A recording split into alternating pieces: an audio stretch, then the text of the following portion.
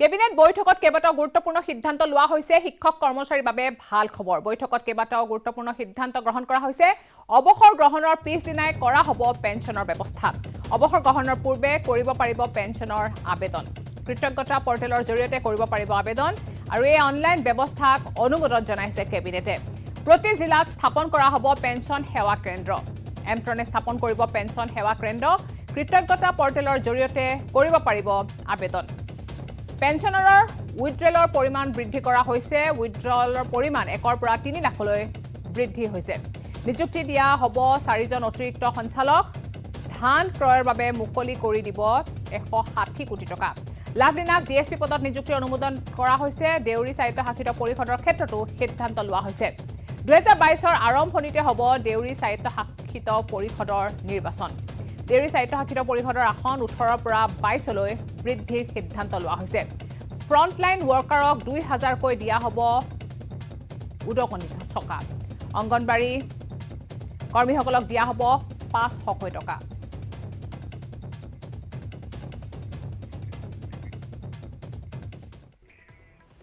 ইন্ধনৰ মূল্য বৃদ্ধি হলেও যাত্ৰীবাহী বাছৰ ভাড়া বৃদ্ধি কৰিব নোৱাৰিব মালিকে চৰকাৰৰ অনুমতি অবিহনে বাছে ল'ব নোৱাৰিব বৰ্ধিত ভাড়া এই কথা জানিবলৈ দি পৰিবহণ মন্ত্ৰী চন্দ্ৰমোহন পাটোৱাৰীয়ে কয় যে অধিক ভাড়া ললে বাতিল হ'ব বাহনৰ অনুজ্ঞাপত্ৰ ইতিমধ্যে সকলো জিলা পৰিবহণ বিষয়ালৈ জাৰি কৰা হৈছে এই নিৰ্দেশ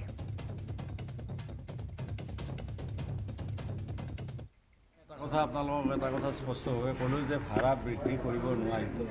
আৰু যদি আপোনালোকে আমাক যদি তথ্য দিব পাৰে যে কোনোবাই ভাড়া বেছিকৈ লৈছে নিৰ্ধাৰিত ভাড়াতকৈ তেতিয়াহ'লে আমি তেওঁলোকৰ লাইচেঞ্চ পৰ্যন্ত আমি মানে তেওঁলোকৰ গাড়ীৰ যিটো আমি পাৰ্মিট দিওঁ পাৰ্মিট পৰ্যন্ত আমি কেঞ্চেল কৰি দিম গতিকে গাড়ীৰ ভাড়া বৃদ্ধি কৰিব নোৱাৰিব নাই লোৱা নাই মই এইটো কথা আমাৰ এনফৰ্চমেণ্ট যিটো ষ্টাফ আছে তেওঁলোকক আমি চাব দিছোঁ আৰু মই 2 দিনতে আমাৰ মটৰ মালিক সন্থাৰ লগতো কথা পাতিম 2 দিনতে আৰু 2 দিনতে কথা পাতি এই যিটো এলিগেশ্যন আছে সেই কথাখিনি মই চাম আৰু ভাড়া বৃদ্ধি কোনো কাৰণতে কৰিব নোৱাৰে কোনেও কৰিব নোৱাৰে কৰিলে মই ক'লোঁ নহয় যোনে ভাড়া বৃদ্ধি কৰিব নিৰ্ধাৰিত ভাড়াতকৈ বেছি গতিকে তেওঁলোকৰ লাইচেঞ্চ পৰ্যন্ত তেওঁলোকৰ পাৰ্মিট পৰ্যন্ত কেঞ্চেল কৰি দিয়াৰ কাৰণে ইতিমধ্যে মই আমাৰ বিভাগক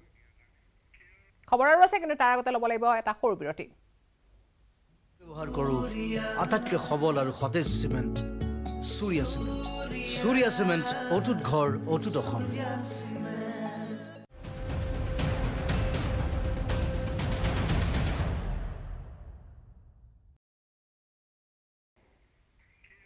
দীপাৱলীত মুকলি কৰা হ'ব দিছপুৰৰ নতুন উৰণীয়া সেতু ইতিমধ্যে প্ৰায় সম্পূৰ্ণ হৈছে নৱনিৰ্মিত উৰণীয়া সেতুখনৰ নিৰ্মাণ কাৰ্য ইপিনে শিল্পীৰ এটা দলে ৰং তুলিকাৰে সজাই তুলিছে নতুন উৰণীয়া সেতুখন এই সেতুখন মুকলি হ'লে বহু যান-জঁটৰ পৰা সকাহ পাব মহানগৰবাসীয়ে প্ৰায় 2 বছৰৰ ভিতৰত নিৰ্মাণ সম্পূৰ্ণ কৰিলে লোক নিৰ্মাণ বিভাগে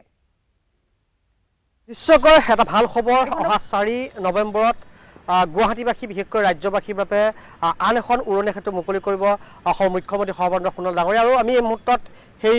উৰণীয়া সেতুখনত আছোঁ আৰু সেই উৰণীয়া সেতুখন হৈছে গণেশগুৰিৰ পৰা ছুপাৰ মাৰ্কেট লগতে যি লাষ্ট গেট সংলগ্ন এখন উৰণীয়া সেতু হ'ব ইয়াৰ মই সামগ্ৰিক পৰিৱেশ মই প্ৰথমে দেখুৱাম যিহেতু ইয়াৰ এই যিখন আচলতে উৰণীয়া সেতু সেই উৰণীয়া সেতুখনৰ বাজেট প্ৰায় 127 কোটি 22 লাখ টকা ব্যয় সাপেক্ষে এই উৰণীয়া সেতুখন সাজু কৰি তোলা হৈছে যোৱা 2019 বৰ্ষৰ 8 ডিচেম্বৰতে এই উৰণীয়া সেতুৰ আধাৰশিলা স্থাপন কৰা হৈছিল আৰু অৱশেষত 1205 মিটাৰ দৈৰ্ঘ্যৰ ত্ৰি-আকৃতিৰ আচলতে এখন উৰণীয়া সেতু আৰু 4 নৱেম্বৰত মুখ্যমন্ত্ৰীগৰাকীয়ে আনুষ্ঠানিকভাৱে শুভাৰম্ভ কৰিব এই উৰণীয়া সেতুখন আৰু এই আনুষ্ঠানিকভাৱে মুকলি কৰাৰ পূৰ্বে ইয়াক অংকন কৰা হৈছে বিভিন্ন অসমীয়া কলা কৃষ্টিক ইয়াত উপস্থাপন কৰা হৈছে ইয়াত সুন্দৰকৈ সজাই তোলা হৈছে আটক ধুনীয়াকৈ এই মুহূৰ্তত মই সেই সামগ্ৰিক পৰিৱেশ এই মুহূৰ্তত নিউজ 8 দৰ্শকক পোনপটীয়াকৈ দেখুৱাই আছোঁ এই মুহূৰ্তত এই দৃশ্যাংশ আমি দেখিবলৈ পাই আছে এইখন হৈছে নতুন উৰণীয়া সেতু যিখন টি টাইপ অৰ্থাৎ টি টাইপত আসলে এই উৰণীয়া সেতুখন সজাই তোলা হৈছে আৰু প্ৰায়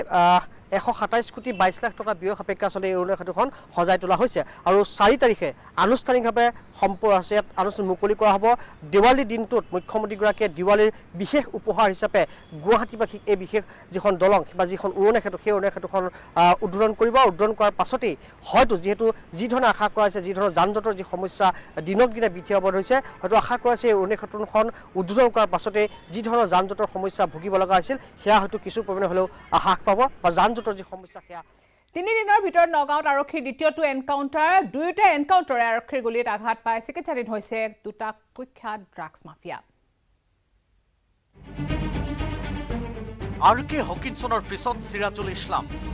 তিনি দিনত নগাঁৱত দুটা এনকাউণ্টাৰ দুয়োটা ঘটনাতে গুলিবিদ্ধ ড্ৰাগ মাফিয়া NSCN-IMৰ ছত্ৰছায়াত মণিপুৰ আৰু ডিমাপুৰৰ পৰা অসমত নিষিদ্ধ ড্ৰাগৰ পোহাৰ মেলা আৰকে হকিনছনৰ পিছত নগাঁও আৰক্ষীৰ জালত পৰিল সিৰাজুল ইছলাম ড্ৰাগৰ বেহা চলোৱাৰ অভিযোগত ইতিমধ্যে ৰঙাঘৰৰ ভাত খাইছে সিৰাজুলে কিন্তু জেলৰ পৰা ওলাই অহাৰ পিছত সিৰাজুলে অব্যাহত ৰাখিলে ড্ৰাগৰ বেহা এই নিশ্চিত তথ্য লাভ কৰাৰ পিছত নগাঁও আৰক্ষীয়ে গ্ৰেপ্তাৰ কৰিলে সিৰাজুলক গ্ৰেপ্তাৰ কৰা সিৰাজুলৰ ঘৰৰ পৰা ভোজন পৰিমাণৰ ব্ৰাউন চুগাৰো জব্দ কৰাৰ পিছত আৰক্ষীকে আক্ৰমণৰ চেষ্টা চলালে সিৰাজুলে গুলীৰে প্ৰত্যুত্তৰ দিলে আৰক্ষীৰ গুলীয়ে বাওঁ ভৰিত আঘাত কৰিলে সিৰাজুলৰ লগে লগে সিৰাজুলৰ পৰা সক্ৰিয় গুলীৰ সৈতে এটা .32 পিষ্টল জব্দ কৰি চিকিৎসাৰ ব্যৱস্থা কৰিলে আৰক্ষীয়ে बहुत दिन धरे हेतु supply basically is a small time supplier हेतु पेडलर ना হয় এই বস্তু লৈ আহে কৰে তো তাৰ পিছত তাক আমি এৰেষ্ট কৰিলো কেছটো চাৰ্জশিটো হ'ল বাট আমাৰ অনাৰেবল কোৰ্টত তাত সামহাও বেল পালে তো বেল পোৱাৰ পিছত আহাৰ লগে লগে এই কামটো আকৌ আৰম্ভ কৰিলে আৰম্ভ খালি কৰা নাই আৰু ডাঙৰ হৈ আৰম্ভ কৰিব বিচাৰিছে তো যি আমাৰ মৈৰাবাৰী এৰিয়া আছে বা ধিং এৰিয়া আছে বা এই সব বতদ্ৰৱা এৰিয়া আছে এই সব এৰিয়া যিটো যিমান পেডলাৰ্ছ আছে তাক ড্ৰাগ সাপ্লাইৰ কাম এই সিৰাজুল ইছলাম ষ্টাৰ্ট কৰিছিলে তো যেতিয়া he pointed the gun immediately one of our boys fired rounds তো তাত গুলি খাইছে আৰু তাৰপিছত হি গট ইনজাৰ্ড আৰু দেন উই কণ্ট্ৰলড হিম তাৰ লগত একটা .22 পিষ্টল উইথ 4 লাইভ এমুনিশ্যন প্লাছ এই ড্ৰাগছ সেইটো পোৱা গৈছে ড্ৰাগৰ বেহাত জড়িত হোৱাৰ সূত্ৰে সম্পত্তিৰ পাহাৰ গঢ়িছিল সিৰাজুলে বতদ্ৰৱাত সাজিছে অট্টালিকা সদৃশ কেইবাটাও ঘৰ নট অনলি দ্যাট আপনি যদি চাই কোটি কোটি টকাৰ আমি তাৰ ট্ৰানজেকশ্যনৰ হিচাপ পাইছোঁ এতিয়া এট দ্য ছেম টাইম নতুনকৈ আপুনি তাৰ ঘৰত গ'লে চাব কি কোনো কাম নকৰে কিন্তু ডাঙৰ ডাঙৰ ঘৰ বনাই আছে অ'কে দ্য বিগ তাৰ প্ৰপাৰ্টি যদি আপুনি চাই আই উইল বি কনফিউজ আমাৰ আপোনাৰ লগত ইমান নহয় তো সেই সব চোৱাৰ পিছত তাৰপিছত আমি অলপ পিছত লাগিছোঁ কি চলি আছে ক'ত আছে তো মানুহটো পলাই আছিলে সেইটো সিৰাজুল ইছলামৰ এনকাউণ্টাৰে নগাঁও জিলাত সৃষ্টি কৰিছে তীব্ৰ প্ৰতিক্ৰিয়া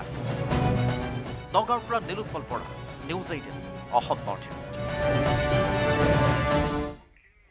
কৰিমগঞ্জত আজব কাণ্ড 2014 চনতে ভাৰত চৰকাৰে বাংলাদেশক গতাই দিয়া ভূমিৰ খাজানা এতিয়াও দি আছে ভাৰতীয় গৰাকীয়ে ইয়াৰ বিপৰীতে ভূমিত খেতি বাতি কৰি ভোগ কৰিছে বাংলাদেশীয়ে শীঘ্ৰে বাংলাদেশক গতাই দিয়া ভূমিৰ বিনিময়ত ক্ষতিপূৰণৰ দাবী স্থানীয় লোকৰ এই প্ৰতিবেদন আগবঢ়াই বিদায় লৈছো এতিয়া বাতৰিৰ পৰা নমস্কাৰ জমিৰ পৰিৱৰ্তে জমি চাই জমিন চাই ভূমিৰ গৰাকী অসমৰ খাজনা দিয়ে অসমীয়াই কিন্তু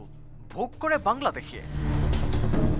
চৰকাৰী সিদ্ধান্তৰ ফলশ্ৰুতিতে কৰিমগঞ্জ জিলাৰ পাথাৰকান্দিত সংঘটিত হৈছে এই আজব কাণ্ড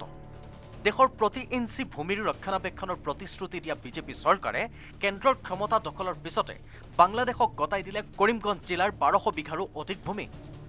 বাংলাদেশক ভূমি গতাই দিয়াৰ সময়ত শীঘ্ৰেই ক্ষতিপূৰণৰ আশ্বাস দিছিল গৰাকীক কিন্তু 7 বছৰ পিছতো ভূমিৰ গৰাকীয়ে নাপালে ক্ষতিপূৰণ আনকি প্ৰতিশ্ৰুতি উলংঘা কৰি চৰকাৰে সম্পূৰ্ণ কৰিলে কাঁইটীয়া তাৰৰ বেৰ বহুৱাৰ কাম এতিয়া চৰকাৰী পৃষ্ঠপোষকতাত বহুৱা কাঁইটীয়া বেৰৰ সিপাৰত আছে অসমৰ ভূমি আনহাতে ইপাৰে থকা গৰাকীৰ পৰা এতিয়াও চৰকাৰে সংগ্ৰহ কৰি আছে বাংলাদেশক গতাই দিয়া ভূমিৰ খাজনা 2019 तक इस जमीन का जो टैक्स होता है रेवेन्यू टैक्स होता है हम भारत सरकार को ये पे करते आ रहे हैं लेकिन जब इस जमीन को हमारे सरकार ने बांग्लादेश सरकार को दे दिया है तो ये टैक्स क्यों रिसीव कर रहे हैं ये क्वेश्चन हमारे किसानों भाइयों की तरफ से मैं ये क्वेश्चन कर रहा हूँ कि ये टैक्स अगर रिसीव कर रहे हैं तो ज़मीन हमारी है 7 বছৰ অপেক্ষাৰ পাছতো বঞ্চিত পাথাৰকান্দিৰ পুতনি কাৰখানা পুতনি কুকিতল আৰু চাম্পাবাৰীৰ বহু লোকে ক্ষতিপূৰণৰ দাবীত সাব্যস্ত কৰিছে প্ৰতিবাদ দৰিদ্ৰ কৃষকৰ এই প্ৰতিবাদ দৃষ্টিগোচৰ হ'বনে চৰকাৰ বাহাদুৰৰ দৃষ্টিগোচৰ হ'লে চৰকাৰে পালন কৰিবনে পূৰ্বৰ প্ৰতিশ্ৰুতি কৰিমগঞ্জৰ পৰা Gourish Nandi news 18 Assam north east